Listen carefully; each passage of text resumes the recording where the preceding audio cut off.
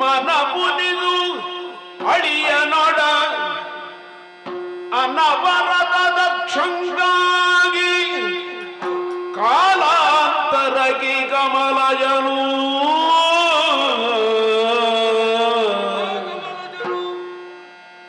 ವರ ಪ್ರಜಾದೀಶ್ವರಗೆ ಇವನು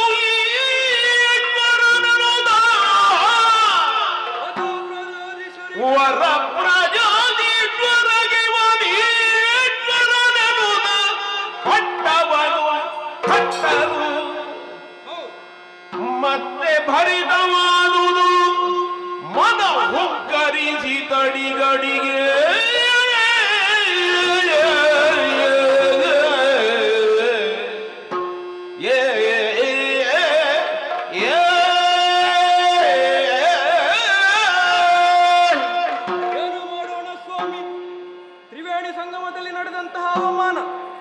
ಇದಕ್ಕೆ ಸರಿಯಾಗಿರುವಂತಹ ಪ್ರತೀಕಾರವನ್ನೇ ತೀರಿಸಬೇಕು ಎಂಬುದಾಗಿ ಬಯಸುತ್ತಿದ್ದವನು ನಾನು ಹಲವಾರು ಸಮಯವೇ ಕಳೆದು ಹೋಯಿತು ಸ್ವಾಮಿ.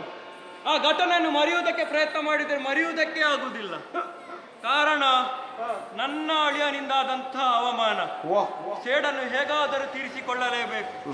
ನೇರವಾಗಿ ಪ್ರಾಚೀನ ಬರಹಿಗೆ ಬಂದೆ. ನನ್ನ ಅಯ್ಯನಾಗಿರುವಂತಹ ಬ್ರಹ್ಮನನ್ನು ತಪಸ್ಸಿನ ಮೂಲಕ ಮೆಚ್ಚಿಸಿದೆ. ಅಪ್ಪ, ಹಿರಿಯದ್ದಾಗಿರುವಂತಹ ಸ್ಥಾನಮಾನ ವರ ಪ್ರಜಾಧೀಶ್ವರಿಗೆ ಒಡೆಯನಾಗುವಂತಹ ಯೋಗವನ್ನು ನನಗೆ ದಯಪಾಲಿಸಬೇಕೆಂಬುದಾಗಿ ಕೇಳಿಕೊಂಡೆ.